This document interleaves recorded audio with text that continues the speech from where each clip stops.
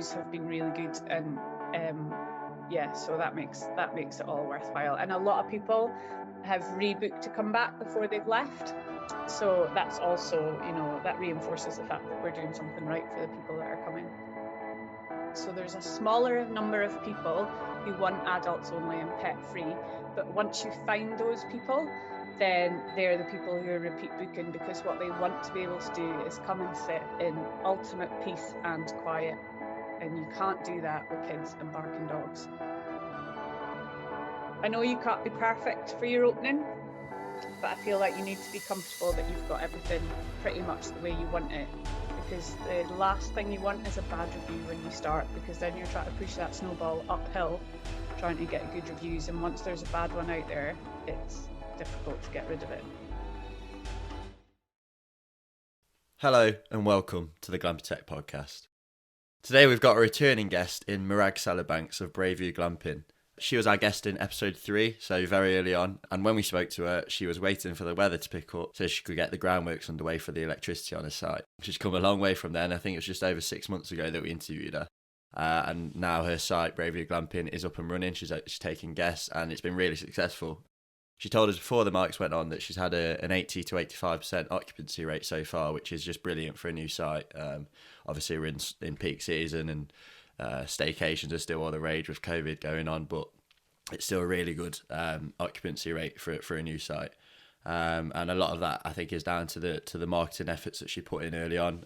We've spoken to Callum on here before about the importance of marketing before your site's up and running, so you can really get off to a good start like Morag has and like Callum did with NC500 pods. So last time that we spoke to her, we spoke about the mistakes she made when setting up, but also the good things she's done. And today it was good to get a chance to catch up to see whether her perspectives changed at all, whether she'd do anything differently from the time that we last spoke to her to now, and to see how it's going on really, and it should provide some insight into the process that goes into setting up a glamping site. It's not always straightforward, but once you get there, the rewards can be great, and it does go to show, glamping's not for everyone, but if it is right for you, if you do take the plunge, it can be really rewarding. So it was great to catch up with Morag today. She's done really well. And as ever, I hope you enjoyed today's episode and that you find it valuable. Hello again, Morag. How you doing? I'm fine, thanks, Nick. How are you? I'm very well, thanks. So last time you were on, it was a long time ago. It certainly seems a long time ago. I bet it does for you. You were waiting to get the diggers in to get your electricity sorted on your site. Now, I believe I'm right in saying you're a fully fledged glamping site owner and that your site, Braveview Glamping, is now open to the public. We opened bookings on the 17th of May and we were fully booked the next weekend for the bank holiday weekend. And it's been pretty steady since then, so it's good. Not a bad start. Obviously, you're waiting for the diggers to come in to sort the electricity. Presumably there are a few steps you had to take in between that stage and to opening up fully. What sort of steps were they? So we were waiting for the diggers because the ground had been so wet.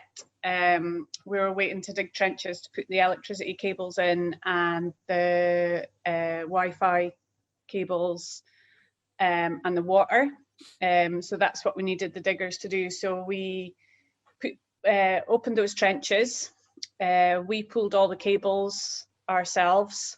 So the electrician had told us what to get. So we pulled all the cables ourselves, which was quite a big job.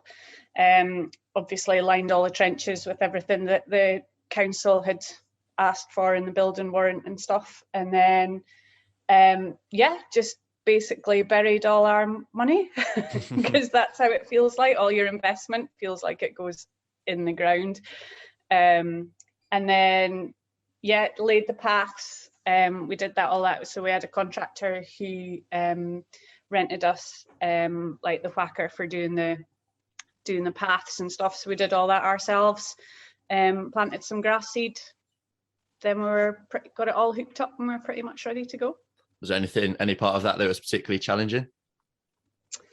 We were having been so unlucky with the weather. We were exceptionally lucky with the weather in March and April, which really let us get on.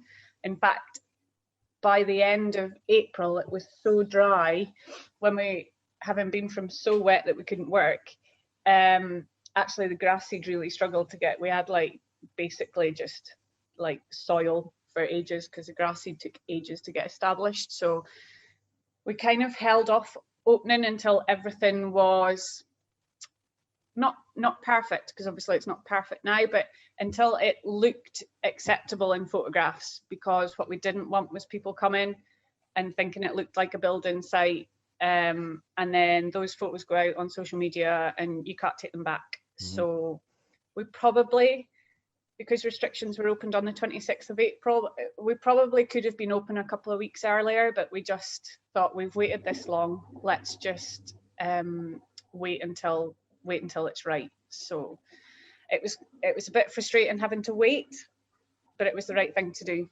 Yeah, and you say you opened your bookings up in May. Who was your first booking? Was it someone that you knew, or was it a complete stranger? No, complete stranger. Oh, So wow. our first weekend that we were open, we didn't know anybody who came to stay. They were all complete strangers. And how did it feel taking that first booking? Yeah, it was really good. It's really nerve-wracking though, as well. So we had, when restrictions lifted at the end of April, we did have some friends of friends who came, and so we did like a trial weekend. And it was really good. We got really good feedback from them about really simple stuff, like nothing that, like, I don't know, having a long sweeping brush instead of a dustpan and brush to encourage people to sweep up before they leave, and putting hangers on the back of the bathroom doors for towels, and having a mirror for shaving in the bathroom, just like really little things. So those weekends, that weekend had gone all right, but if other people do that, I would definitely encourage you to get people who are into glamping. So there's no point in getting someone who likes to stay at Glen Eagles and is going to compare it to a 5-star hotel. And to make sure you get people who will give you constructive criticism, because there's no point in having people who are just going to tell you it's amazing and not tell you what you need to do. That's not something that we've really discussed so far. So was it just friends and family that you invited? Yeah, and yeah, so well, we had my in-laws, and obviously they just said everything was amazing. But then we had some friends who are used to being away in that kind of accommodation, so they were able to give us really constructive feedback. And as I say, there was nothing major. There was nothing that cost us, probably more than 30 or 40 quid in each pod, but it's the thing that a lot of people say to us when they leave: you've thought of everything. So, and I think that kind of soft opening with those people gave us that opportunity to get that feedback, because everyone told us the things that we hadn't thought about. Yeah, it's really interesting. That's something that I think prospective site owners could take away, that just before they open up, it might be worth inviting people down to give you some feedback, because that, as you say, that can make the difference. When guests say they thought of everything, that can be the reason why. Did you have anything planned for welcoming the first guests? Like, how did you welcome them?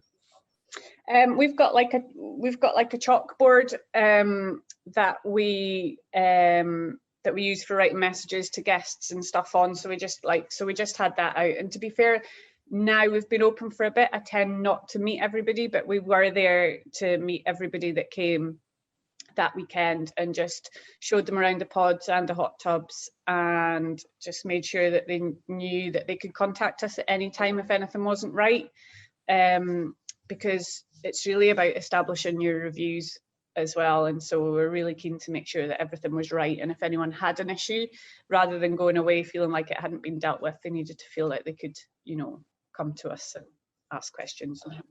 Have you had any emergencies pop up?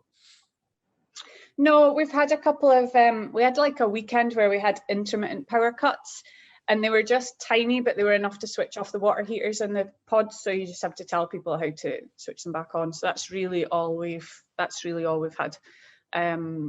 So yeah, no, touch wood, no dramas so far. And how are you finding daily life as a glamping site owner? Yeah, it's good. It's busy. So we have no structure to our bookings, apart from we have a 2-night minimum in our normal pods and a 3-night minimum in the hot tub pods. So we don't have checking in or out days, or so. For the future, we're going to consider more of a structure so that you can plan your day or your week. bit better. But you've got to weigh that up with the fact that people like being able to pick and choose when they come. So because sometimes it's just some days it's bedlam, some days it's like you've got 4 changeovers to do, and for as much as you ask people to check out at 10 o'clock, that doesn't always happen. So and then some days, like just now, I've got a full site booking, so I've got 4 days where I'm basically just not on site because I don't need to be there. So don't get me wrong, it's quite nice, but maybe we need to do something to structure it a bit better so my time can be used. Yeah, I imagine that's quite a common thing when people set up, they take the time to get the feet under the table and figure out how they actually want to operate. Because obviously some people, want to be involved day to day all the time, whereas like Callum and Ali with MC 500 pods, they, obviously they want involvement, but from afar so they can focus on Glamper Tech. So I imagine, you figure out that balance as you get going, which as you're doing now. What would you say the best part of being a site owner is? Reviews. Our reviews are ace, and it's like you just get like a little buzz every time you read one. So yeah, that definitely, all those days of being knee high in mud trying to build the bothy and put the paths in and all that kind of stuff, our reviews have been really good, and so that makes it all worthwhile. And a lot of people have rebooked to come back before they've left. So that's also, that reinforces the fact that we're doing something right for the people that are coming. So. Yeah, that's great. And obviously they serve as a marketing tool as well, because I've seen you share positive reviews, and obviously that's good social media content to post as well. Yeah. Yeah. And what would you say is the worst part of being a glamping site owner?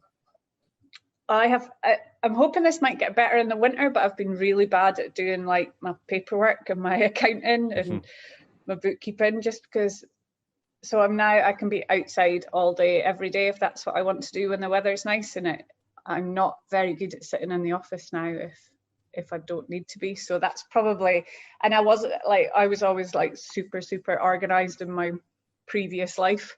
So I feel like I've kind of taken to the outdoor life, and I'm not very keen about going back inside, but maybe once the weather changes, that'll get better. Yeah. And I know last time we spoke, you were saying you're planning on implementing a no dog policy, which is obviously interesting because some people might want to take the dogs glamping, but you had your reasons, of course. How have you found that's had, any effect on bookings, would you say, and how guests see that? Yeah, I mean, I would say like it really, really does affect your bookings. I'd say every day. So even though the top line on our website is exclusively for adults and pet free, every day I get emails and phone calls about bringing children and pets. So I have no doubt that we could be, we're pretty full anyway. Our occupancy is sitting about 80-85%. So, and because we don't have a structure, that's quite good because we always end up with odd days in the system. But if we were allowing children and pets, I'm sure we would be way more booked for further in the future. But it's also our greatest asset for the people who want to come back to a site. So there's a smaller number of people who want adults only and pet free. But once you find those people, then they're the people who are repeat booking, because what they want to be able to do is come and sit in ultimate peace and quiet, and you can't do that with kids and barking dogs. So it's actually our biggest selling point once we get people here, but it's just it's very niche, so you've got to find those people in the first place. Yeah, absolutely, I completely agree. Not every glamping site can be the same, and you certainly don't want to be catering to absolutely everyone, because then you'll cater to no one. And I think you read it in quite a lot of business books about how you want to have a sort of core tribe of people who will always sing your praise and always use your services. And obviously that's the sort of tribe that you're building now, who are looking for a specific site, i.e. no dogs and no kids, and they'll come back again and again and again. So I think it's important that people remember you don't have to please everyone, and you can find that niche, and you'll sort of have a loyal following as well. Yeah. It is hard at the start, though. It's hard when you open and you just really want bookings. It's hard to turn down all that business, but they will find you if you've got a niche. If you've got your USP, people will find they will find you, and that's where your repeat business comes from. And like, we're very into promoting wellness and connection with nature and walking and all that, good outdoorsy stuff. And I think once we get into that group of people, once we start circulating in there, then it's going to be all right. But yeah, it is hard to say no to people when you're just starting out and you want as many bookings as you can get. Yeah, and obviously, 80 to 85% occupancy so far is absolutely amazing for a new site, and you'd expect it to dip during the winter months. But Bob O'Connor, who I interviewed, I think episode 10 maybe, he's like a holiday and retail sort of guru, and he's got so much experience in setting up glamping sites and leisure sites. And he said you don't want to be aiming for 100% occupancy, because you need time to breathe and to assess how the site, might need to change or how you might improve it. So, I don't think 100% occupancy should be necessarily something you're aiming for. Maybe, 95% might be perfect. But I totally agree, because actually when you do have like just little problems, like nothing major, like maybe, I don't know, a broken shelf in a fridge or whatever, actually, if that pod's 100% occupied, it's really difficult to get that fixed. Whereas I manage our bookings so for this group booking that leave on Thursday or whatever day they leave, I close out Friday in 2 of the pods, so that I know that I'm not going to have 4 changeovers to do in that day, or I'm not going to have 2 hot tubs. So I might close out 1 hot tub and one of our normal pods, so that I know that I'm just changing out a hot tub and a normal. And then, yes, it gives you time to breathe, and you know that you're not going to be overwhelmed, but also you don't know what state people are leaving pods in. So I can do 4 changeovers in a day if I'm confident I know who's leaving and what state those pods are going to be in. But if I had 4 pods to do in a day and there'd been a group who I had no idea who they were and they left every single one in a tip, then I would really struggle. And it's all about protecting our ratings, protecting the quality of what we do, and making sure that every guest goes away happy and feeling, that they've not had a experience they wouldn't want to repeat. So you mentioned hot tubs there. Have you found the sort of admin's not the word, but they come with a bit, the maintenance, that's the one. They come with a bit of work, don't they? Have you found that? Yeah, it is a lot of work. So there is no doubt that they sell, and there's no doubt that we've had a lot of bookings in our normal pods because people really wanted a hot tub pod and couldn't get one, so they've booked a normal pod to try us out for the weekend, and then they'll maybe come back and have a hot tub next time. They are an incredible amount of work. So we obviously, between each set of guests, drain them, clean the filters, and refill them and reheat them. So there's a huge amount of actual electrical energy, there's a huge amount of water, and there's a huge amount of time. So, but they do sell. So you've got to make your decision there about what you want to do. So yeah, I think it's a common theme with this already, how not every decision you make is either 100% good or 100% bad with a glamping site. Hot tubs, they do sell and you can charge a higher rate for them, but obviously there's a lot of work that goes into it. And then, as you mentioned earlier, the no dogs, no kids policy, it means you have to turn away a lot of bookings, and people will always ask you if you take dogs or kids, even though it says it at the top of the site. I think Callum and Ali's site, NC500 pods, they're frustrated, when they say they're fully booked up, but then they'll get still like ridiculous amounts of emails. But obviously, it finds that niche, and it, encourages repeat booking. So there's never really a truly good or bad decision when you're making these kind of decisions. No, and something like hot tubs aren't forever. Do you know what I mean? So we've got 2 hot tubs just now, but maybe in 3 or 4 years' time, maybe we'll go, actually, we don't need, maybe we're so busy that we don't need to have those hot tubs. Maybe we've got enough business without them. But I think they are always going to be an advantage to have. And maybe, so if we've got planning permission for 8 pods, so I think it's unlikely that we'd put 8 in, but we'll definitely go to 6. So by the time we get to 6, I definitely need help. So we need to work out what that help's going to be, and in what format that help's going to be. And if someone else can do the hot tubs, then then they become less work for me and I'm paying someone else to help, then, maybe they're not so bad. But fundamentally they do still, because we try and be sustainable and we do use a lot of electricity from the turbine. But the reality is they use a lot of water and a lot of electricity, so they aren't that environmentally friendly. But you've got to balance everything to make your business work and give your guests what they want at the end of the day. Yeah. Okay. And obviously, it sounds like you've been really successful so far, and it sounds like you've done a lot of things right in the setup process. But is there anything that you wish you'd done differently whilst you're setting up your site? There's a couple of really little things about like outside water taps. Like I wish they were in just a slightly different place.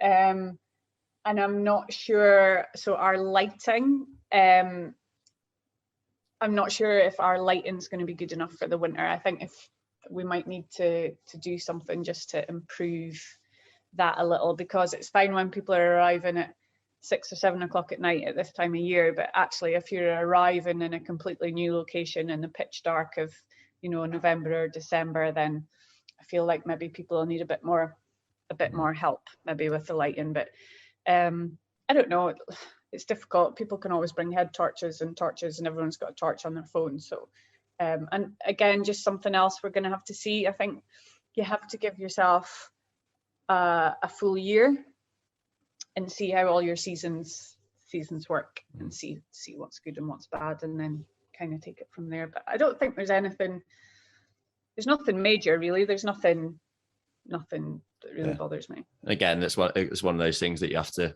figure out as you go along, and as long as you don't make a glaring error and overlook something massive, then there's no harm in having to spend a little bit of extra money to just make it better, as you find out along the way. So obviously it was over 6 months since we last spoke, and back then I think I asked you what your number one piece of advice would be to a prospective site owner, and we're very grateful for the fact that you said find an expert like Glamping for planning permission, and you also said just go for it because life's too short. So I was wondering, now that you are a site owner and that you've got a bit of experience in running a site, has your perspective changed at all, and has that advice changed at all?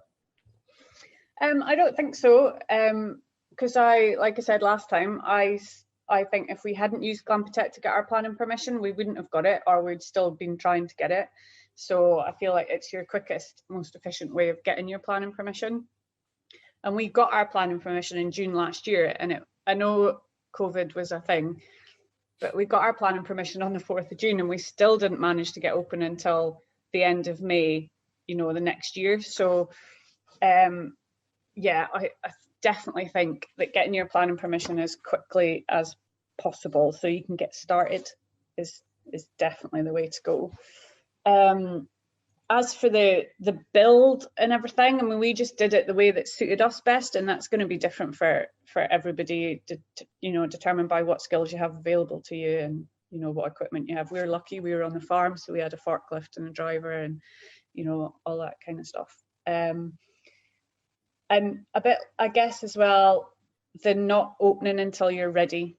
I know you can't be perfect for your opening, but I feel like you need to be comfortable that you've got everything pretty much the way you want it, because the last thing you want is a bad review when you start, because then you're trying to push that snowball uphill trying to get good reviews, and once there's a bad one out there, it's difficult to get rid of it. We're at the stage now where I think we've still only got 16 Google reviews, but actually even if we got a bad one now, it's still relatively diluted amongst the 15 others. So I can't wait till we get to the stage where we have like loads of reviews, and then if we get a bad one, because you can't take them away.